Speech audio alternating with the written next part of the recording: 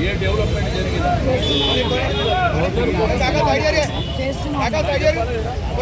నాకు చెప్పకుండా రెండో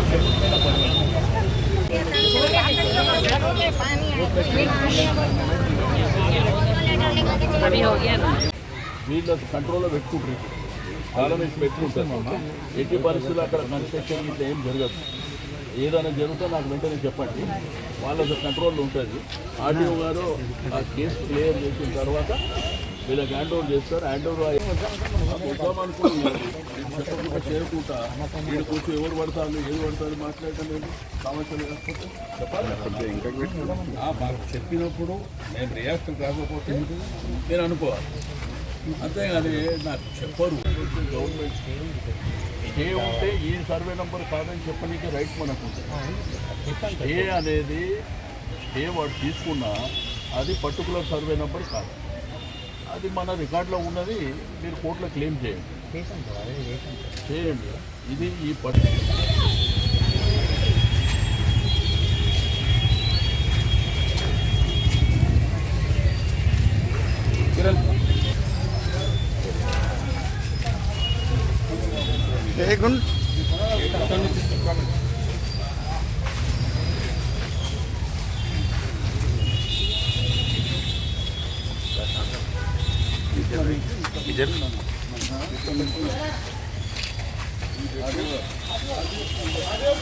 శ్మశాన వాటికలు అనేవి ఇప్పుడు మనకు సిటీలో ఉన్న శ్మశాన వాటికలు లేవని ఒకవైపున ఇబ్బంది.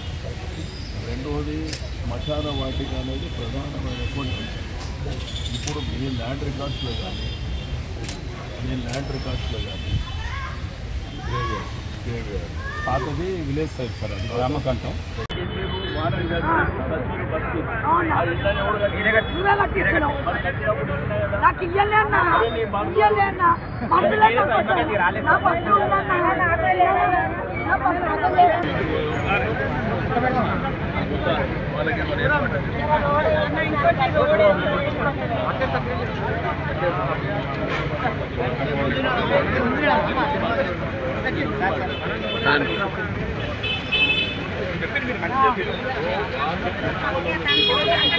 రెవెన్యూ డిపార్ట్మెంట్ వాళ్ళు కేసు వీలైన తొందరగా క్లియర్ కాగానే ఆ శ్మశాన వాటిగా కావాల్సినటువంటి ఏవైతే ఫెసిలిటీస్ కానీ అవసరాలు, కొంత వాటర్ అవసరం ఉంటుంది, కొంత కన్స్ట్రక్షన్, అవన్నీ కూడా నేనే కట్టిస్తా అని చెప్పిన ఎట్టి పరిస్థితుల్లో కూడా దాన్ని వదిలిపెట్టే సమస్య కేవలం ఏదైనా సార్, అంటే 16 ఎకరాలకు సంబంధించిన గ్రేవ్యార్డ్ చూపెడుతుంది కదా, నాకు పర్టికులర్ ఈ యొక్క శ్మశాన వాటిక ఇష్యూే రైజ్ అయి ఉన్నది.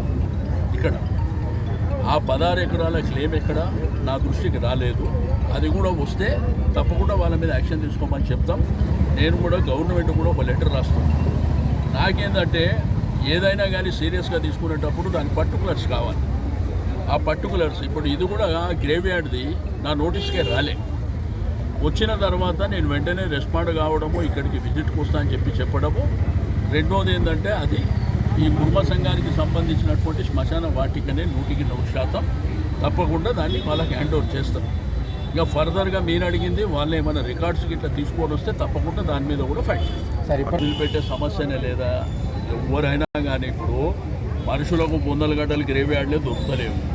ఉన్న గ్రేవ్యార్డ్లు బొందల గడ్డలు ఇష్టం ఉన్నట్టు ఎవడు పడితే వాడు కబ్జాలు చేసుకొని ఎవడు పడతాడు చేసుకుంటామంటే ఎవరిని వదిలిపెట్టాలి.